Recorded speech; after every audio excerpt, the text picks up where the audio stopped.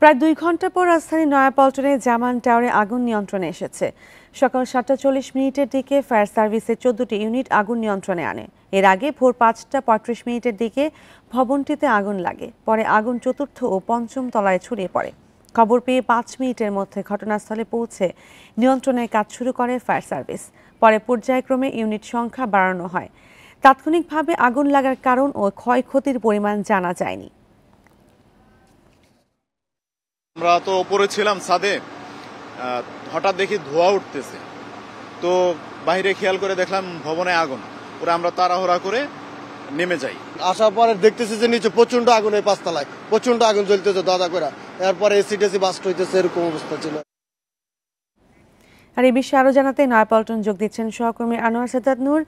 আনোয়ার সাদাত, এই মুহূর্তে সেখানকার পরিস্থিতি কি এবং ওখানে কেউ আটকা পড়েছে কিনা এবং আগুন লাগার কারণ জানা গেছে কিনা?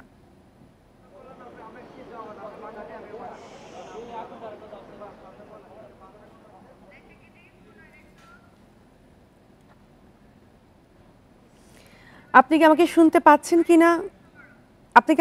পাচ্ছেন কিনা? ওখানে এখনকার পরিস্থিতি কি এবং ওখানে কেউ আটকা পড়েছে কিনা এবং আগুন লাগার কারণটা জানা গেছে কিনা? রাজধানীর নয়াপল্টনে সকাল ৫:৩০ নাগাদ এই জামান টাওয়ারে আগুন লাগে। প্রথম ইউনিটটি ফায়ার সার্ভিসের খবর পেয়ে ৫টা ৪০-এ এসে আগুন নেভানোর কাজ শুরু করে। এরপরে পর্যায়ক্রমে ১৪টি ইউনিট এসে এখানে উপস্থিত হয়।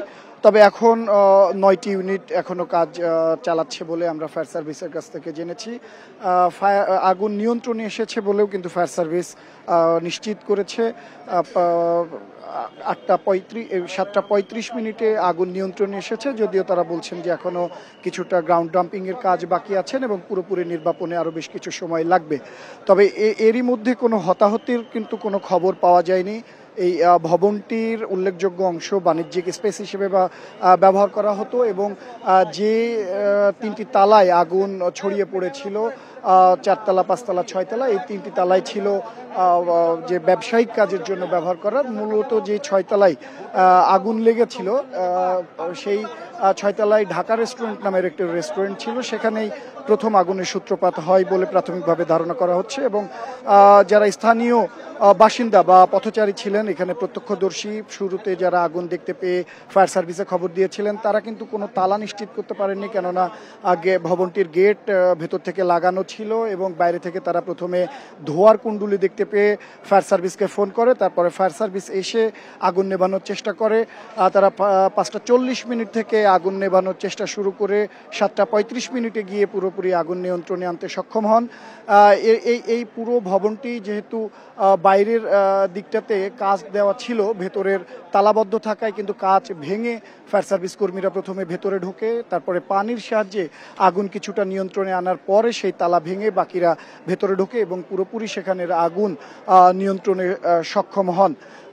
তবে ফায়ার সার্ভিস বলছেন যে সৌভাগ্যক্রমে যে দুজন এর ভেতরে আটকা পড়েছিলেন, সিকিউরিটি বা অফিস সহকারী হিসেবে দুজন কাজ করতেন, তাদেরকে সফলভাবে বক্ষত অবস্থায় বের করে নেওয়া হয়েছে। এছাড়া এই বিল্ডিংয়ে তেমন জনসংখ্যা লোকজন না থাকাতে আটকা পড়ার বা আহামরি ক্ষয়ক্ষতি হওয়ারও তেমন কোনো ঘটনা ঘটেনি।